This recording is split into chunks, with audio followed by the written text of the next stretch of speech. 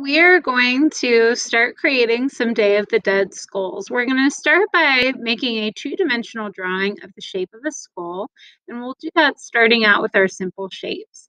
Once we have that completed, we'll continue working in 2 dimensions, and then I'm going to show you how you can use your scrap paper to add some three-dimensional accents to your work. So let's get started.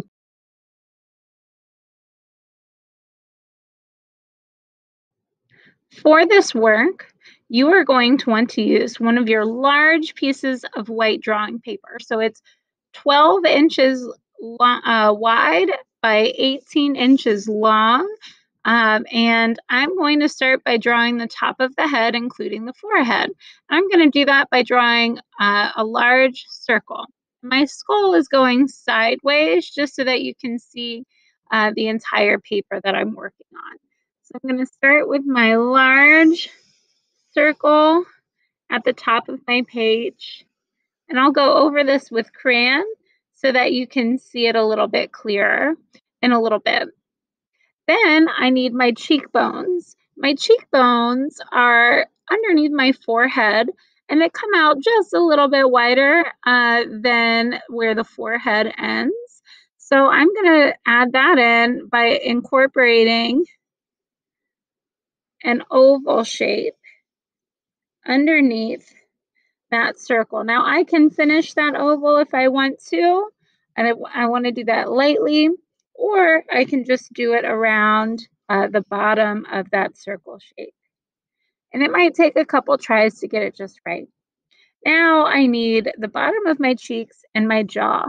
To finish this up, I'm going to make my jaw just a little bit narrower than that first circle. So I'm going to come in a little bit underneath my cheekbone, and I'm going to draw a U shape ending in about the same spot as I did on that first side. Then I'm going to erase all of those lines on the inside of my skull shape. And actually, I probably should have kept all of those shapes there, and then I'll cut it out and flip it over. So to make this a little bit easier to see, I'm going to trace over the shapes that I made with just a crayon so that you can see it a little easier. And then after I cut it out, I'll flip it over. Remember, it might take a few tries to get the shapes just right, so please make sure that you are starting in pencil.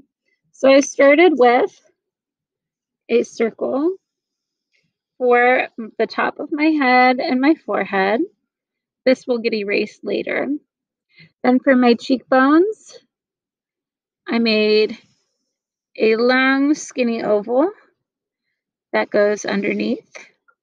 And for the jaw, underneath my cheek, I came in just a little bit from where the end of the head goes.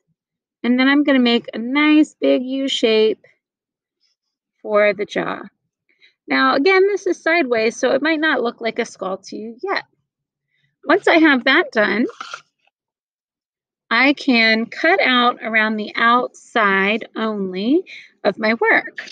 And I want to keep my scraps because I can reuse those to add on some three-dimensional pieces to my work later.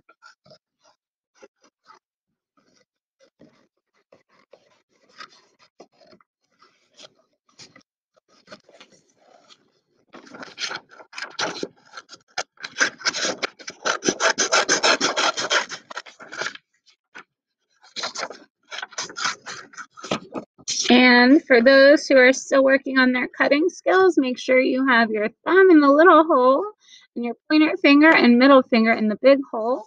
Cutting hand opens and closes, and your paper holding hand will always be moving that paper toward your scissors as you cut.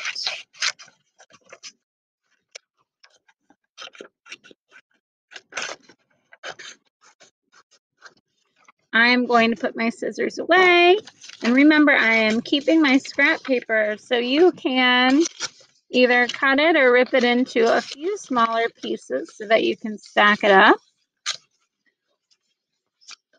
And I can keep this with the rest of my art supplies. Now I'm going to flip this over so that you can see my skull shape a little bit better. Here it is. And I may trim my cheekbones just a little bit, and I'll make that decision once I start adding in some of my patterns and colors. So this is all we need to accomplish for today. And tomorrow we're going to start working on adding in the shapes for the different parts of the skull and then some of our decoration.